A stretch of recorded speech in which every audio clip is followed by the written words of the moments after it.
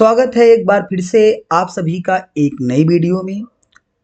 और हम बिलियन के चैप्टर को आगे बढ़ाते हुए आज बिलियन के पार्ट 5 के बारे में देखेंगे, जिसमें हम लोग मोललता के बारे में चर्चा करेंगे। हम लोग अच्छी तरीके से मोललता के बारे में चर्चा करेंगे।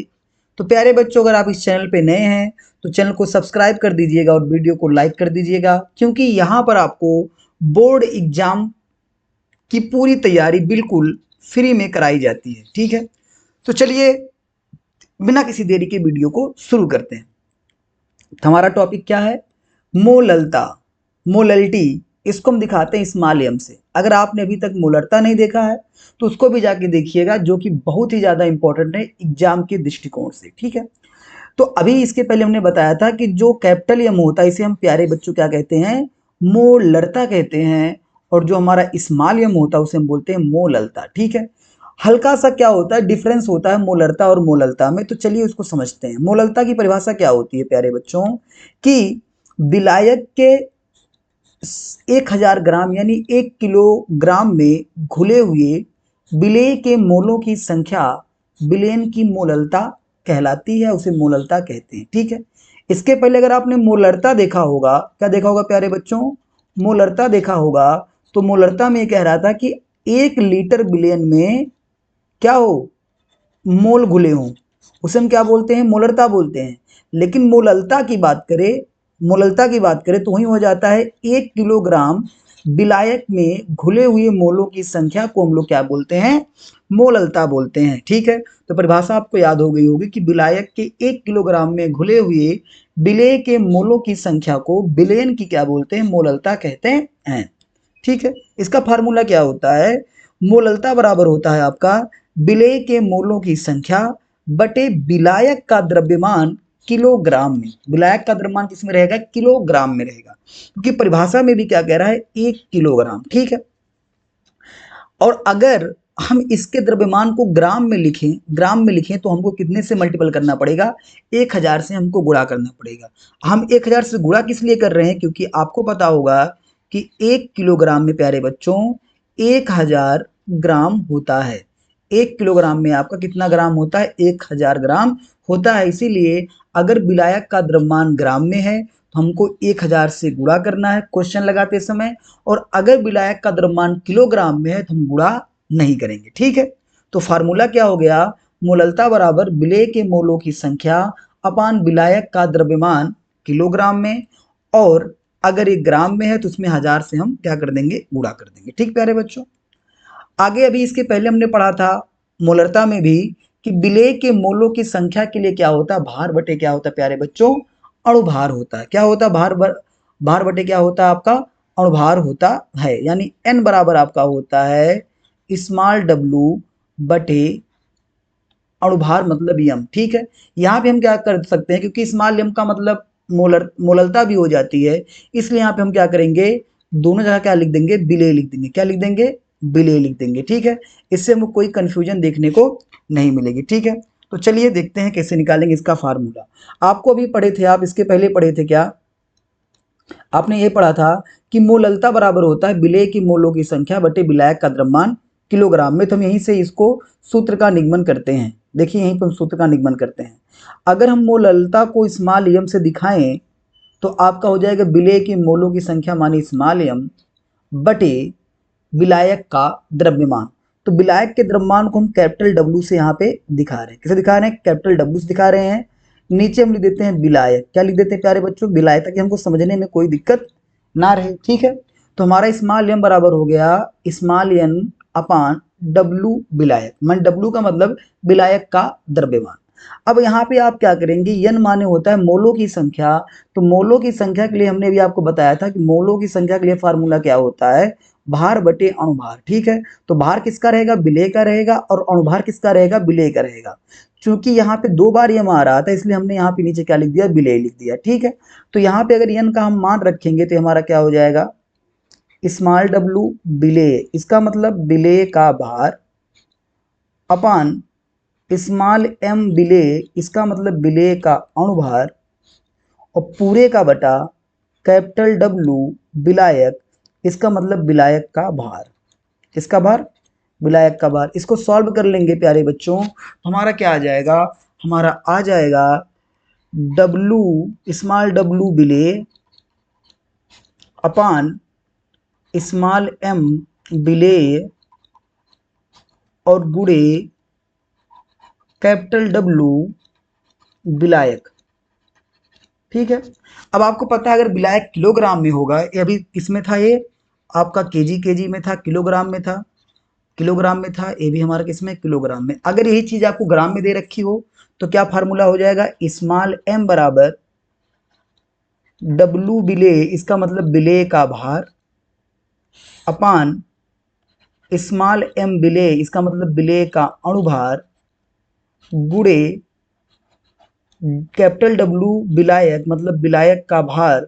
और अगर ये प्यारे बच्चों किस में हो, ग्राम में हो, तो हमको कितने से गुणा करना पड़ेगा, ऊपर 1000 से हमको गुणा करना पड़ेगा। तो ये हमारा फार्मूला निकल के आ जाएगा, मोललता बराबर विलेय का भार गुणे 1000 अपान विलेय का अणुभार गुणे विलायक का द्रव्यमान ग्राम में। ठीक है, ये बहुत ही ज्यादा इंपॉर्टेंट फार्मूला है सवाल लगाने के दृष्टिकोण से। ठीक है, और पेपर में भी आपको कई बार प्रश्न पूछा गया। ठीक है, आगे बढ़ते हैं। आगे अगर आपसे लिखा हो कि एक स्मॉल एम का मतलब मोलल, स्मॉल एम का मतलब मोलर, एक मोललता NaCl विलयन का अर्थ क्या है, तो इसका अर्थ क्या होगा प्यारे बच्चों, इसका अर्थ यही होगा, इसका अर्थ ये होगा कि 1 किलोग्राम विलायक में, 1 किलोग्राम विलायक में NaCl का 1 मोल विलेय क्या है, 1 मोल घुला हुआ है। ठीक है, यानी अगर कभी भी आपसे पूछे कि एक स्मॉल एम NaCl विलयन का अर्थ क्या होगा, तो इसका अर्थ यही होगा कि 1 किलोग्राम विलायक में NaCl का 1 मोल घुला हुआ है। ठीक है, इसी प्रकार से आपसे पूछ ले 3 स्मॉल एम H2SO4 का अर्थ क्या है, तो इसका अर्थ यही होगा कि 1 किलोग्राम विलायक में, 1 किलोग्राम विलायक में H2SO4 का 3 मोल क्या है, घुला हुआ है। ठीक है, ये बात समझ में आ गई आप लोगों को। चलिए आगे देखते हैं। आगे हमारा क्या रहेगा कि मोललता को जो है प्यारे बच्चों हम स्मॉल एम द्वारा प्रदर्शित करते हैं, मोललता को हम स्मॉल एम द्वारा प्रदर्शित करते हैं। और मोललता की जो इकाई होती है यानी मात्रक होता क्या होता, मोल प्रति किलोग्राम होता है, मोल प्रति किलोग्राम विलायक होता है, क्या होता है, मोल प्रति किलोग्राम विलायक होता है। और अगर आपको मोलरता का मात्रक पूछे तो मोल प्रति लीटर होता है। इस किसका मात्रक है, कैपिटल एम यानी मोलरता का मात्रक है, और मोल पर किलोग्राम किसका मात्रक है, स्मॉल एम माने मोललता का मात्रक है। ठीक है, आगे देखेंगे। आगे जो है कि मोललता का मान ताप द्वारा प्रभावित नहीं होता है, माने मोललता का मान ताप द्वारा प्रभावित नहीं होता है। आपको इतना याद रखना है कि जो टेम्परेचर का प्रभाव होता है कैपिटल एम पर होता है, स्मॉल एम पर नहीं होता है। ठीक है, और कैपिटल एम मतलब मोलरता पर होता है। अगर हम यहाँ पे तापमान को बढ़ाएंगे तो कैपिटल एम माने मोलरता का मान क्या हो जाता है, घट जाता है। ठीक है, इतनी बात आपको समझ में आ गई। किसी स्मॉल एम द्वारा दिखाते हैं, इसका मात्रक मोल प्रति किलोग्राम विलायक होता है, और मोललता का मान ताप द्वारा प्रभावित नहीं होता, माने टेम्परेचर का कोई भी फर्क इस पर नहीं पड़ता है। ठीक है, आगे बढ़ते हैं। ये आपको बहुत ही ज़्यादा इंपॉर्टेंट है। मोलरता में मैंने भी ये बात फिर से बताई थी आप लोगों को, बस सारणी में बताया था इसका क्या मतलब होता है। तो अगर यहाँ पे एक सिंगल यम है तो इसका मतलब क्या होता है, मोलल, क्या होता है, मोलल होता है। अगर यम बटे 10 है इसका मतलब होता है डेसी मोलल। यम बटे यहाँ पे स्मॉल एम रहेगा प्यारे बच्चों, स्मॉल एम रहेगा, यहाँ पे सारी चीज़ें क्या रहेंगी, स्मॉल एम में रहेंगी। और ये आपका क्या हो जाएगा, मोललता, क्या हो जाएगा आपका, मोललता हो जाएगा। ठीक है, ये मोलरता ना होकर क्या रहेगा आपका, मोललता रहेगा। ठीक है, तो इस स्मॉल एम सारी जगह यहाँ पे सभी क्या कर लेंगे हम लोग, स्मॉल एम कर लेंगे। ठीक है, तो स्मॉल एम का मतलब मोलल हो गया, एम बाई 10 का मतलब डेसी मोलल हो गया, एम बाई 100 का मतलब सेंटी मोलल हो गया, एम बाई 2 का मतलब सेमी मोलल हो गया, और 2 एम का मतलब बाई मोलल हो गया। ठीक है, अब अगर मोलल 1 एम है इसका मतलब होता है कि 1 मोल प्रति किलोग्राम। ठीक है, यानी 1 किलोग्राम में 1 मोल जो है हमारा मिला होगा। अगर एम बाई 10 है इसे हम बोलते हैं डेसी मोलल। डेसी मोलल का मतलब ये हो गया कि 1 किलोग्राम विलायक में 1/10 मोल घुला होगा। ठीक है, अगर सेंटीमोलल की बात करें, सेंटीमोलल का मतलब होता है स्मॉल m बटे 100। इसका मतलब ये हो गया कि 1 किलोग्राम विलायक में 1/100 मोल जो है प्यारे बच्चों उपस्थित है। ठीक है, अगर m/2 आपसे पूछे, क्या पूछे, m/2 पूछे आपसे, इसका मतलब होता है प्यारे बच्चों सेमी मोलल। क्या होता है, सेमी मोलल होता है। इसका मतलब ये हो गया कि 1 किलोग्राम विलायक में 1/2 मोल विलेय का उपस्थित है। और अगर 2m हो तो इसे हम लोग क्या बोलते हैं, बाई मोलल बोलते हैं। और बाई मोलल का मतलब ये हो गया कि 1 किलोग्राम विलेयन में विलेय का 2 मोल उपस्थित है। ठीक है, ये बहुत ही ज़्यादा आपको इम्पॉर्टेंट है एग्जाम के दृष्टिकोण से और सवाल लगाते समय भी कहीं, क्योंकि कभी कभी डेसी बोलता है, कभी सेंटी बोलता है, कभी सेमी बोलता है, तो आप इसमें कंफ्यूज हो जाओगे। इसलिए आपको ये बात याद रखनी है। ठीक है, आपको ये तीनों तो आपको बहुत ज़्यादा इंपॉर्टेंट रखना है। डेसी का मतलब होता है 1/10 याद रखिएगा, सेंटी का मतलब 1/100 होता है, और सेमी का मतलब आपसे पूछे अगर तो m/2 होता है, 1/2 होता है। ठीक है, आगे बढ़ते हैं प्यारे बच्चों। जैसे एक प्रश्न बहुत बार परीक्षा में आया है प्यारे बच्चों कि मोलल विलयन किसे कहते हैं, मोलल विलयन किसे कहते हैं। तो आपको पता है कि मोलल विलयन का मतलब हो गया कि स्मॉल m, एक स्मॉल m। इसका सीधा सा मतलब ये हो गया प्यारे बच्चों कि 1 किलोग्राम में विलेय का 1 मोल क्या है, उपस्थित है। 1 किलोग्राम में विलेय का 1 मोल उपस्थित है। कैसे उपस्थित है आपको ये पता ही होगा, अभी हमने आपको ये बात बताई थी। ठीक है, कि प्रति यानी एक प्रति 100 1000 ग्राम माने 1 किलोग्राम विलायक में यदि विलेय का 1 मोल उपस्थित हो तो विलयन की मोललता 1 होती है, और इस प्रकार के विलयन को मोलल विलयन कहा जाता है। क्या कहा जाता है प्यारे बच्चों, मोलल विलयन कहा जाता है। ठीक है, अगर आपसे ये पूछ ले कि सेंटी मोलल विलयन किसे कहते हैं, तो आपको पता है कि सेंटी का मतलब होता है स्मॉल m/100।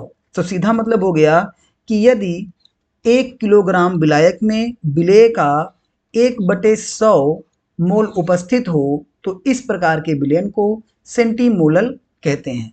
आपसे डेसी मोलल भी पूछ सकता है प्यारे बच्चों, डेसी मोलल पूछ सकता है कि डेसी मोलल क्या होता है। तो अभी हमने बताया था डेसी मोलल के लिए, यहाँ पे आप देखेंगे अभी हमने बताया था डेसी मोलल के बारे में कि इसका मतलब होता है m/10, यानी यदि 1 किलोग्राम विलायक में 1/10 मोल उपस्थित हो तो उसे हम क्या बोलते हैं, डेसीमोलल कहते हैं। तो आशा करते होंगे कि आपको प्यारे बच्चों मोललता अच्छे से समझ में आई होगी। अगर अभी तक आपने मोलरता को नहीं देखा है तो एक बार जाके मोलरता को भी जरूर देखिएगा, और मिलते हैं अगली वीडियो में। तब तक के लिए अपना ख्याल रखिएगा।